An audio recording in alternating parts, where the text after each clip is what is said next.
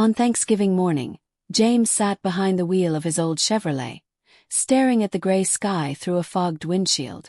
Snowflakes drifted slowly, settling on the hood like cold whispers of memory. His late wife Mary had always loved this season, the smell of roasted turkey, the laughter of family filling every corner. But now the silence felt heavier than the snow. He took a deep breath and glanced at the passenger seat where two gift bags sat, one holding a baseball glove, the other filled with comic books for his grandson Tommy. Today he decided he would visit them unannounced. Had been too long. The drive to his daughter's house was slow and tense. Wind howled through the trees as the wipers struggled against the storm. The radio played an old rock song that reminded him of better years. James gripped the steering wheel tighter, lost in thought. "Mary used to say family is all we have left," he murmured under his breath. He hadn't seen Lena, his daughter, since the funeral. She'd stopped answering calls, always claiming she was busy. But something inside him wouldn't rest today. Maybe it was loneliness. Maybe it was that quiet voice of a father who feared he'd already lost too much. By the time James reached Maple Street, the snow had turned the world into a white blur. Every house glowed warm and golden behind curtains. Laughter echoed faintly through the storm. He parked in front of Lena's blue two-story home and smiled faintly. "Looks peaceful," he said, pulling the keys from the ignition. But as he opened the door, the sharp wind cut into him like knives. Then he saw something that froze him in place. On the front steps, huddled in the snow, sat Tommy, his 18-year-old grandson, wearing nothing but a thin t-shirt and shorts, his lips blue and body trembling violently. "Tommy!" James shouted, rushing forward. The boy looked up weakly, his teeth chattering. "Grandpa!" His voice cracked like glass. James stripped off his heavy coat and wrapped it around him instantly. "What are you doing out here, son?" he asked, pulling him close. "You'll freeze to death." Tommy shook his head slowly, trying to speak. "I'm not allowed inside," he whispered, eyes full of shame. James froze mid-step. "What did you say?" Tommy swallowed hard, tears freezing on his cheeks. "He said I can't come in until I learn my lesson." James looked toward the house, his heart pounding. Through the window, he saw warm lights, a table full of food, and silhouettes laughing around the dinner table. His daughter's husband, Bill, raised a glass, his face red with joy. James turned back to his grandson. "How long have you been out here?" he asked softly.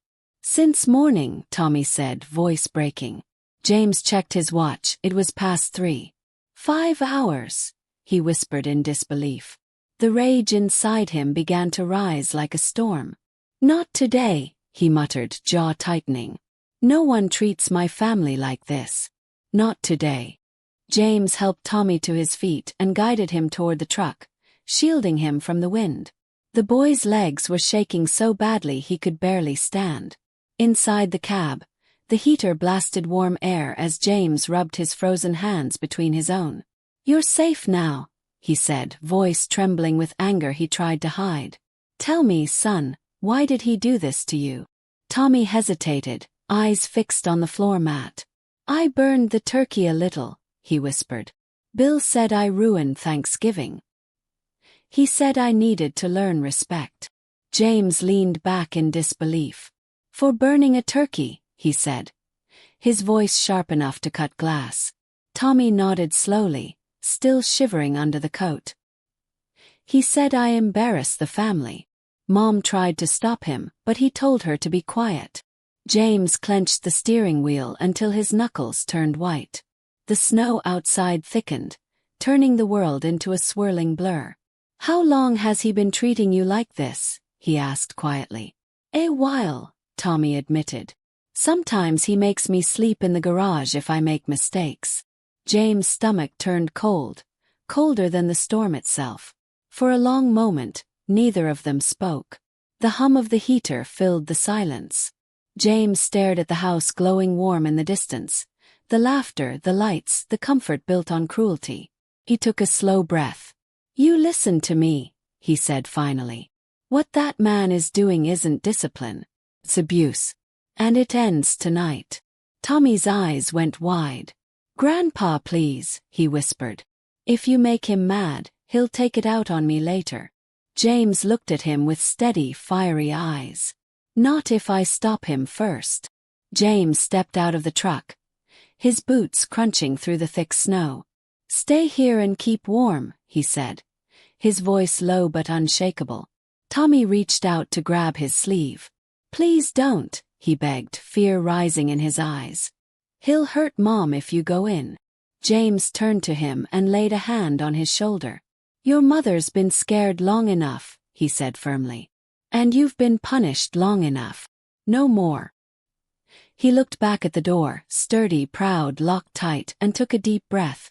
Time to remind him what real family means. The door burst open under James's boot with a thunderous crack. Warm air rushed out, carrying the scent of roasted turkey and laughter that died instantly.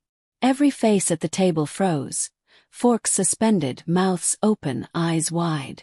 Lena gasped, her wine glass trembling in her hand. Dad, she whispered. Bill stood slowly from his chair, jaw tightening, carving knife still in hand. What do you think you're doing? He demanded. James stepped into the light, snow melting on his shoulders. I'm here, he said, his voice calm and dangerous, because my grandson was freezing outside while you sat here feasting. Lena's face went pale as she slowly stood from her chair. Dad, please, she whispered, glancing nervously at her husband. You can't just barge in like this. James pointed toward the doorway, his voice steady but full of fury. That boy was outside in the freezing cold. For 5 hours. Because of you too. Bill laughed under his breath, setting the knife down with a clink. He needed to learn responsibility, he said, crossing his arms. He burned the turkey. He has to face consequences. James' eyes darkened. Consequences, he repeated. For being human. Tommy stood just inside the door now, still wrapped in the heavy coat. His teeth were chattering, his eyes wide as everyone stared. The warmth of the house made steam rise faintly from his hair. Look at him, James shouted, pointing to the boy. You call this parenting? He could have died out there. The youngest child at the table began to cry softly, and Lena reached for her hand, her face trembling. Dad, please don't make a scene, she pleaded. We can talk about this later. No, James snapped. We talk about it now. Bill straightened his tie, trying to sound calm. This is my house, old man, he said coldly. You don't tell me how to raise my family. James took one step forward, his boots wet on the polished floor. Your family, he said quietly. That's my daughter. That's my grandson. You don't own them. Bill's smirk faltered for a moment, but his pride wouldn't let him back down. You're trespassing, he growled. Get out before I call the police. James tilted his head, his tone sharp as steel. You go ahead and call them. I'll tell them exactly what you did. Lena's hands were shaking as she tried to step between them. Bill, please, she whispered. Dad's just upset. Upset? James barked. I found my grandson turning blue on your front steps. He turned to her, his voice breaking with emotion. Lena, how could you let this happen? She stared at the floor, tears filling her eyes.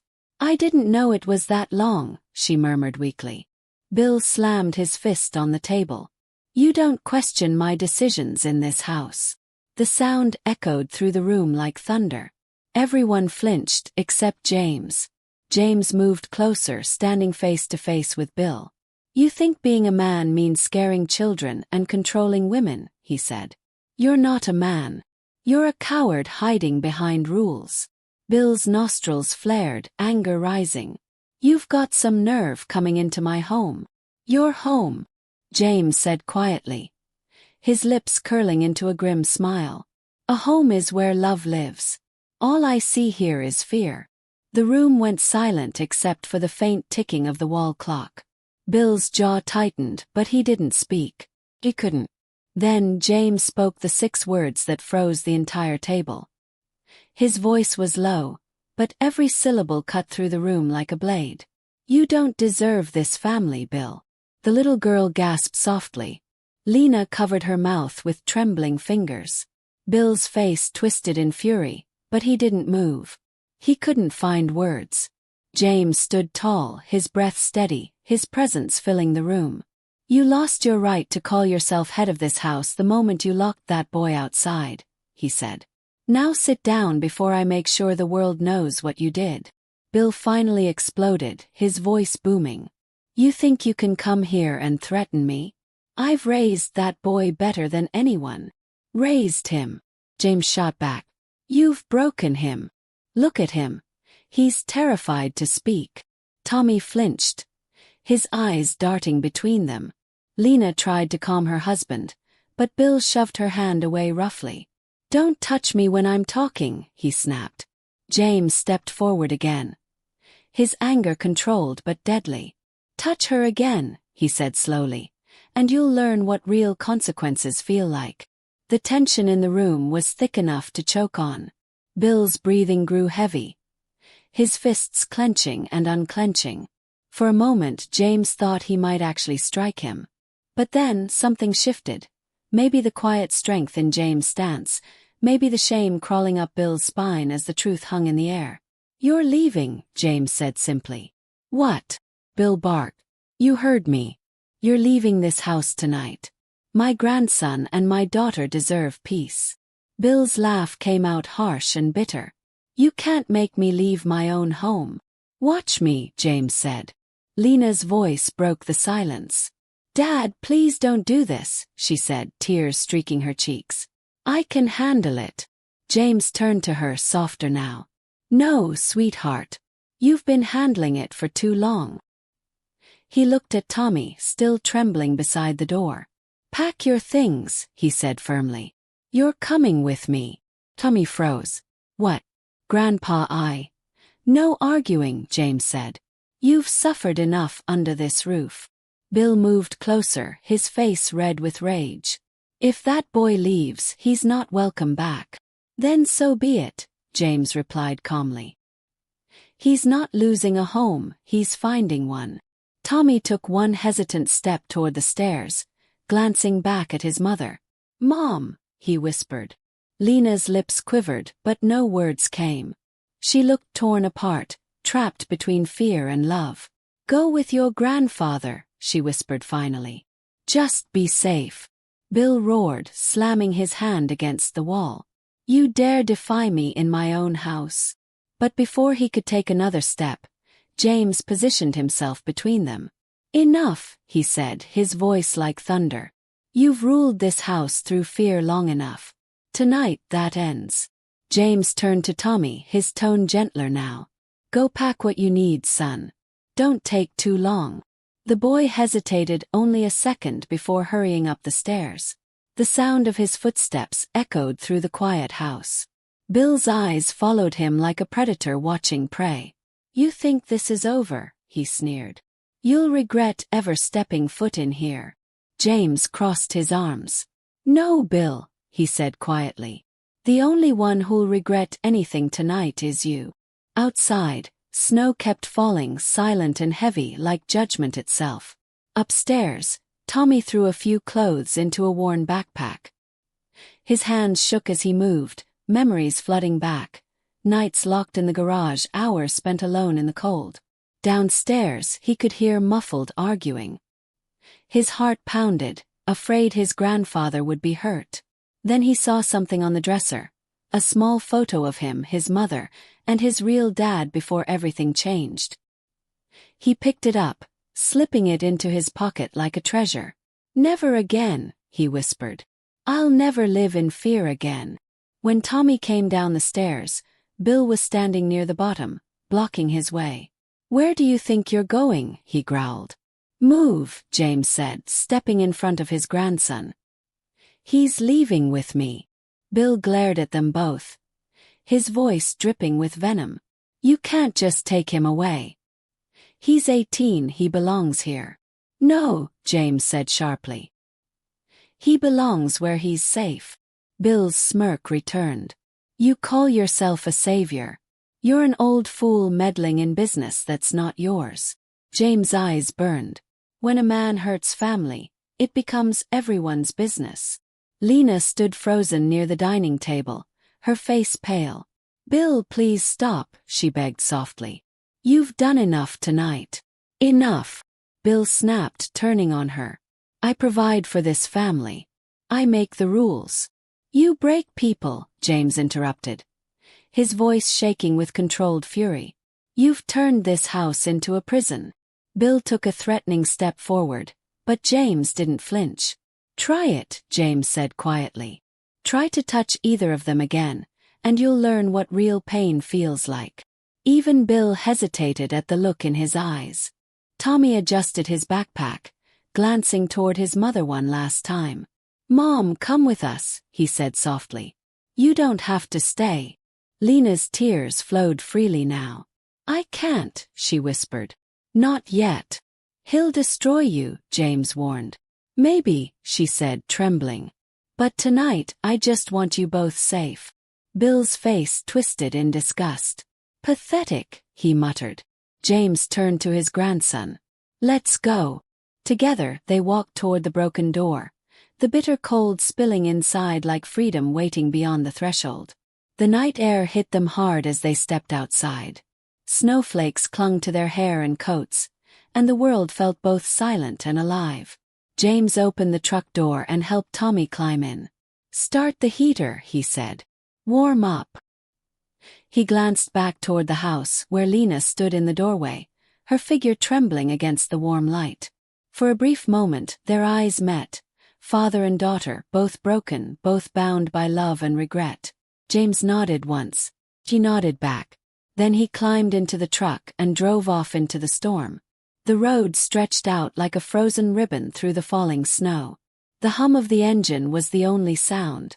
Tommy sat quietly, staring out the window, the house disappearing behind them. You did the right thing, James said after a long silence. He would have killed your spirit if you stayed. Tommy's voice cracked. He already tried.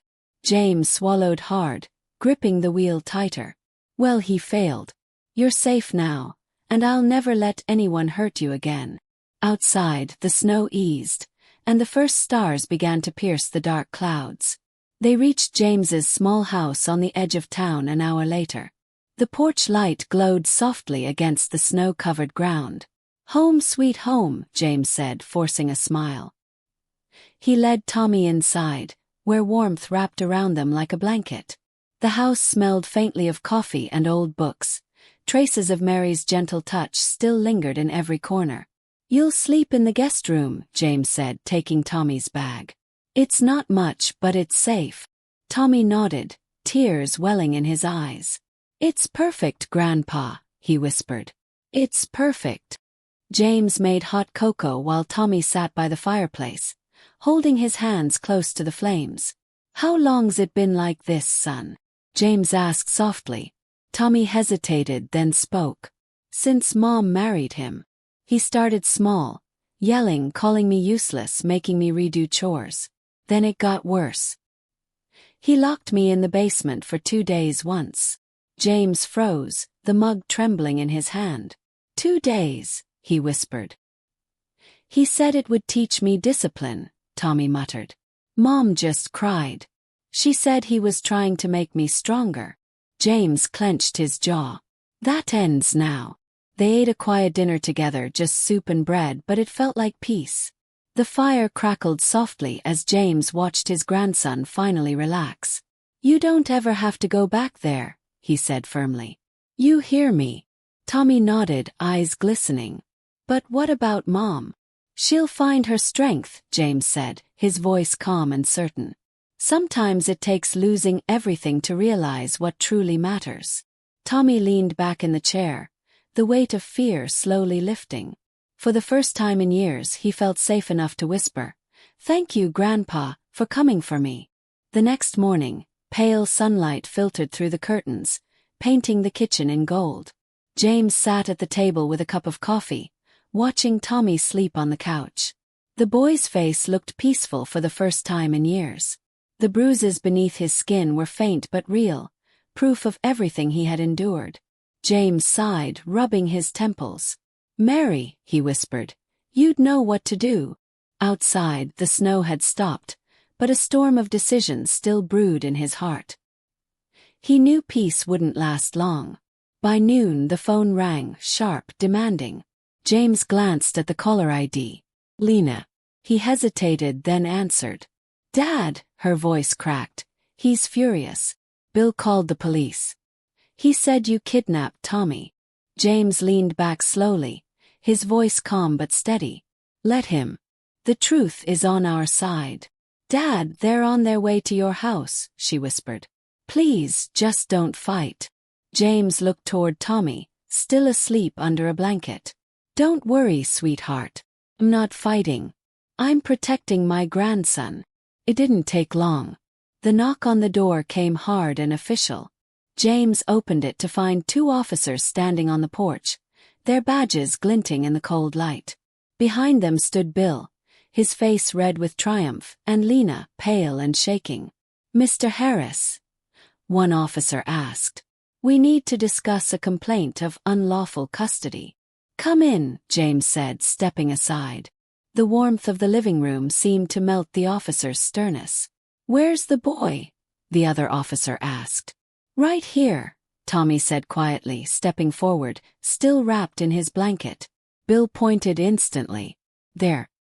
"He dragged him out of my house." His voice cracked like a whip. "He broke down my door, threatened me, and took my stepson by force." The officer held up a hand. "We'll hear both sides, sir." Turning to Tommy, he asked, "Son, did your grandfather force you to come with him?" Tommy shook his head firmly. "No, sir. He saved me." Bill's mouth fell open. "Saved you?" he shouted. "From what?" Tommy took a breath, his voice trembling but clear. "From freezing to death. He locked me outside for 5 hours." The room fell silent. One officer blinked, pen frozen over his notepad. "Is that true?" he asked. Bill sputtered. "He's exaggerating. It was barely an hour, and he needed to learn responsibility." The officer's brow furrowed. "In 5-degree weather?" he asked. "Sir, that's not discipline. That's abuse." Lena's eyes filled with tears. "He told me not to let Tommy in," she whispered. Bill turned sharply toward her. "Don't you dare lie." "I'm not lying," she cried, shaking. "You locked the door and took the key. You said he needed to suffer for his mistake." The officers exchanged looks. "Ma'am, has this happened before?" one asked gently. Lena hesitated, glancing at Tommy. Then, with trembling lips, she said, "Yes, many times.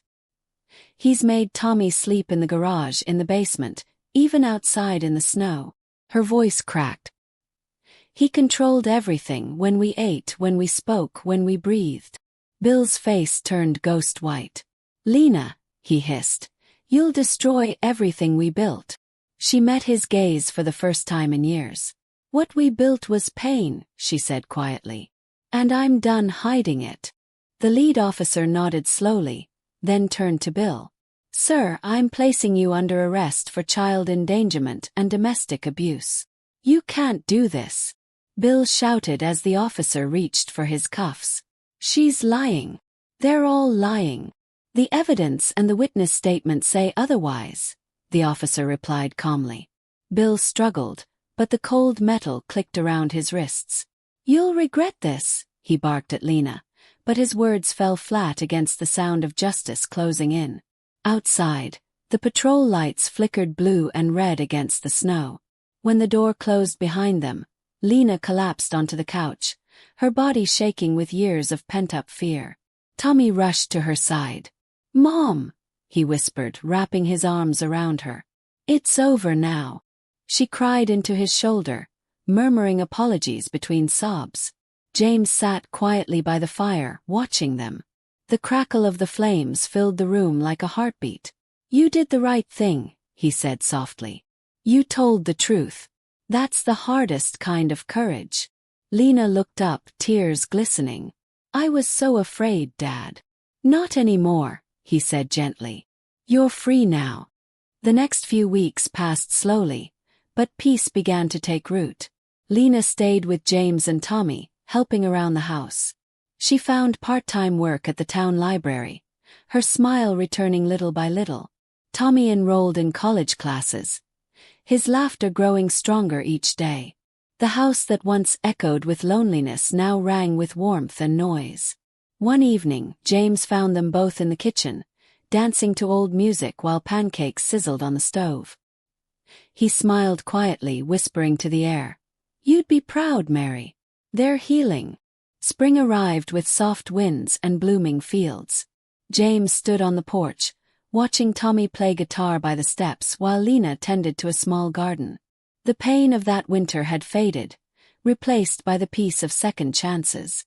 "Grandpa," Tommy called out, grinning. "You think Grandma's watching us?" James nodded slowly, eyes misty. "She always is, son." The sun dipped low behind the trees, painting the sky in gold. And for the first time in years, James felt whole, not because justice had been served, but because love had found its way home again. Months passed, and the little house became a place of laughter again. Mornings started with the smell of coffee and the sound of Tommy strumming his guitar in the living room. Lena had begun to smile more often, her shoulders no longer weighed down by fear. She'd filed for divorce, determined never to go back to that darkness again. Some nights she'd sit by the fire, whispering quiet apologies to her son. But Tommy always said the same thing, smiling gently. "Mom, you already made it right. You chose me this time." One crisp April morning, a thick envelope arrived in the mail. James opened it with trembling hands and called out, "Tommy, you've got something from the university." The boy ran in, eyes wide with hope. As he read the letter, his mouth fell open. "Grandpa, I got a full scholarship," he shouted. Lena dropped her dish towel, tears of joy spilling down her cheeks. James laughed, his chest swelling with pride. "I told you hard work pays off, son." In that moment, all the pain of the past felt like it had finally been rewritten into purpose. Summer came with long golden evenings. They celebrated Tommy's acceptance with a small cookout in the backyard. Neighbors came by with smiles and warm words, people who once whispered now cheering them on. Music floated through the air as laughter replaced the ghosts of the past. James sat in his old chair, watching his family under the fading light. Lena clinked glasses with him. "We made it, Dad," she said softly. He nodded, eyes shining. "We did more than make it," he said. "We found our way home again." When August arrived, it was time for Tommy to leave for college. They loaded the car with boxes, guitars, and dreams. Before he got in, he turned to his grandfather. "I wouldn't be here without you," he said. James pulled him into a hug, his voice rough with emotion. "You're strong because you never gave up, son. Just remember that." Tommy smiled. "I'll make you proud." "You already have," James whispered. As the car disappeared down the road, he stood there for a long while, watching until the horizon swallowed the boy who once sat freezing in the snow. That night, James sat by the fireplace, the same fire that once warmed a broken boy back to life. Lena joined him, resting her head on his shoulder. "Do you ever think about that day?" she asked softly. "Every day," he replied. "But not with anger anymore. Just gratitude that we got a second chance." The flames flickered warmly across their faces. "Family isn't perfect," he said. "It's not about blood or rules. It's about showing up when it matters most." Outside, snow began to fall again, quiet and gentle, but this time it felt like peace.